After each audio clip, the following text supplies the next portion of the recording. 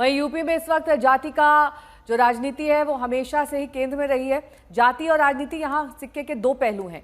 इसीलिए जब इटावा में पिछड़ी जाति के कथावाचकों को सवर्णों के गांव में मारने पीटने अपमानित करने का मामला सामने आया तो जाति वाली राजनीति यहाँ पर फिर से जिंदा हो गई और इस मामले में विरोध हो रहा है, प्रदर्शन हो रहा है, अब मुकदमे दर्ज हो रहे हैं, लेकिन इन सब के साथ सियासत भी जोरदार हो रही है। अखिलेश यादव ने समाजवादी पार्टी के दफ्तर में यादव जाति के दोनों ही कथावाचकों को बुलाया, सम्मानित करके पहला दांव खेला, जिसमें अब हर तरफ से बयानबाजी हो रही है।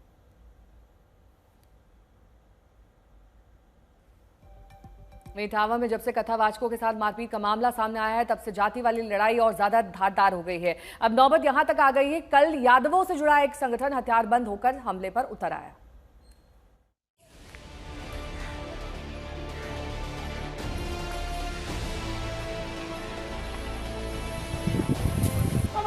कथावाचक के अनुष्ठान में जाति का हवन कुंड इतना धधका कि नौबत मरते मारने तक पहुंच गई।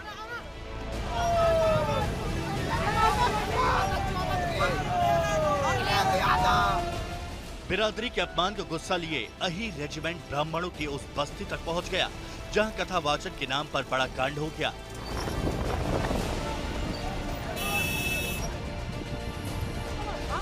अही रेजिमेंट के रणबंकुरों ने अपनी ताकत बखूबी दिखाई। यूपी पुलिस ने रोकने की कोशिश की तो मामला उलट पड़ गया।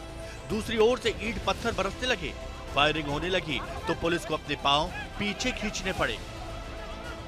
आखिर ये हालात यहाँ तक क्यों पहुंचे, इसकी कहानी आप देखते रहे हैं। इसकी जड़ में है इटावा का बकेवर इलाके के दादरपुर गांव का ये वीडियो, जिसे फिर से देखना जरूरी है।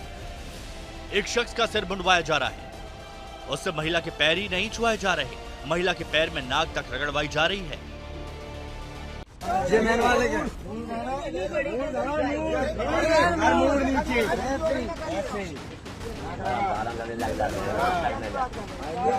कभी नहीं करेंगे, कभी मत करना, इतना समझ लेना।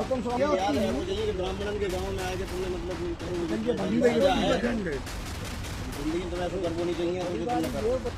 भगवा गमछा पहने एक और शख्स की चोटी काटी जा रही है, सिर मुंडवाया जा रहा है, धार्मिक नारा लगाकर इसका जश्न मनाया जा रहा है। बोल बजरंगबली की जय। बजरंगबली की जय के नारे लगाती भीड़ फिर भगवा गमछा पहने शख्स से टायरों में हवा भरवाती है। ये मणि मुकुट महाराज हैं, जिनमें है कि अपनी चुटिया कटा के जा रहे हैं। यादव के नाम से तिवारी जी बने घूम रहे थे अग्निहोत्री। पता नहीं है वो कोई जो यादव नहीं है, यादव भी नहीं है, पहचान लो सबसे। केवल एक नहीं बल्कि दूसरे शख्स के साथ भी यही किया गया, जिनके सर से पहले चोटी, जिसे हिंदू धर्म में शिका कहा जाता है, उसे काटा गया। लेकिन ये सब क्यों हो रहा है? यहाँ भीड़ से आती आवाज सुनिए। चीज याद रहे वो चाहिए कि ब्राह्मणन के गांव में आके तुमने मतलब जो करो वो जो तुम्हारी बाकी सजा है, जिंदगी में तुम्हें ऐसा करना नहीं चाहिए।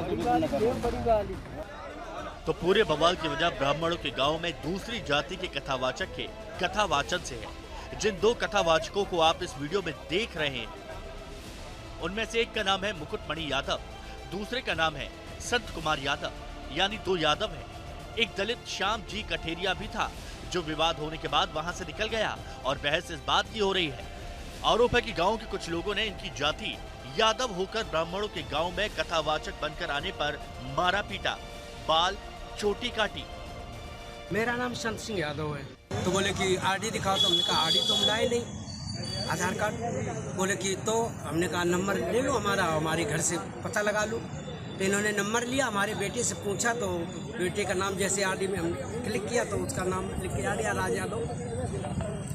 इन्होंने कहा कि ये 103 डेयरी है यहाँ पे ब्राह्मणों के गांव में, तुम यादव हो। रात भर इन्होंने बहुत टॉर्चर किया सर, यहाँ तक कि हमारे बाल काट दे। एक तरफ ये वीडियो है और इस वीडियो में प्रताड़ित होने वालों के आरोप हैं, जिनके मुताबिक उनके साथ इसलिए ज्यादती की गई कि वो यादव थे। तो दूसरा पक्ष ये है कि इन्होंने झूठ बोला, पहचान छुपाई, आस्था से खिलवाड़ किया और यहाँ तक कि महिला से बदसलूकी भी की। दोनों पक्षों पर एफआईआर भी हुई, लेकिन एक तीसरा पक्ष राजनीति का है, जिसने इसे पूरी हवा दे दी। आज तक ब्यूरो।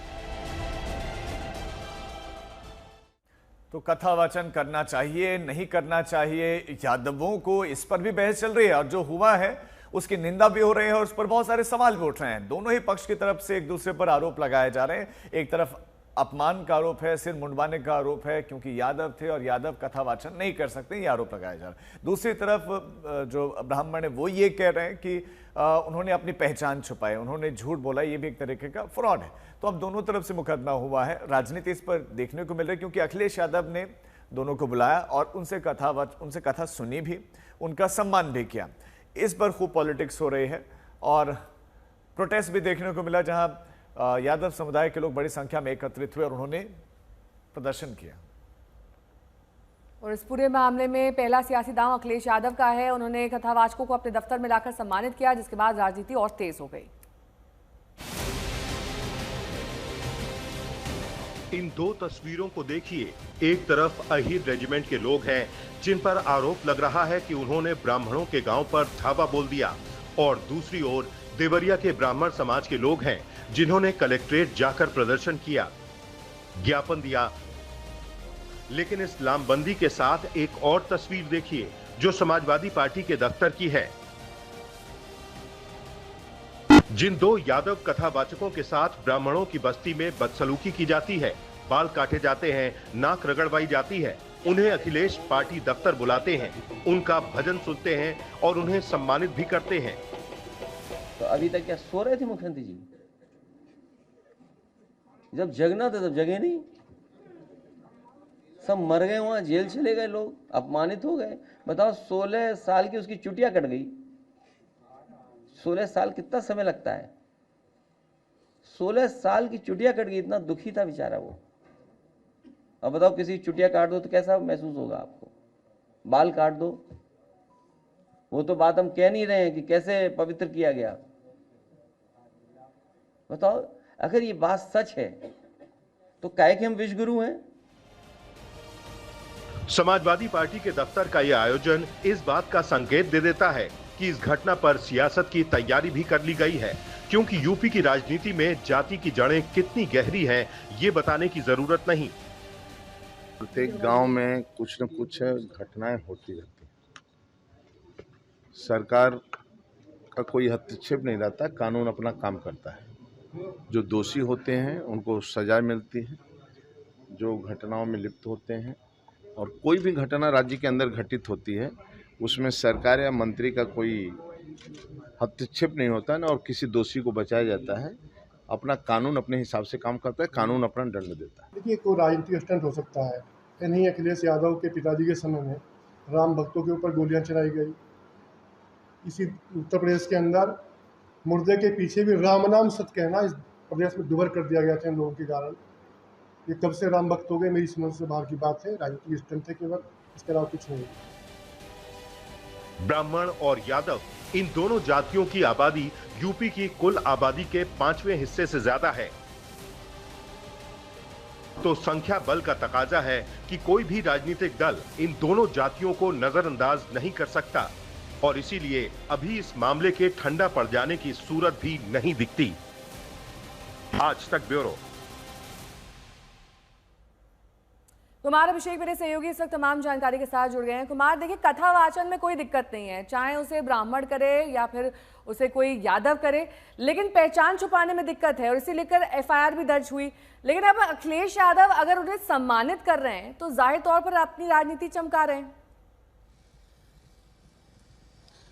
निश्चित तौर पर पहचान छुपाने में दिक्कत है, लेकिन पहचान छुपाने के बाद भी कम से कम ये सज़ा तो नहीं मिलनी चाहिए कि किसी की शिखा काट ली जाए, चुटिया काट ली जाए। और शायद यही वो वीडियो था जिसकी वजह से ये पूरा एक जाति जो है उद्वेलित हुई। निश्चित तौर पर इस पर सियासत हुई, पॉलिटिक्स हुई, क्योंकि जब ये घटना घटी उसके बाद ये जो दोनों यादव बिरादरी के पुजारी थे उन्हें अखिलेश यादव ने अपने यहाँ बुलाया।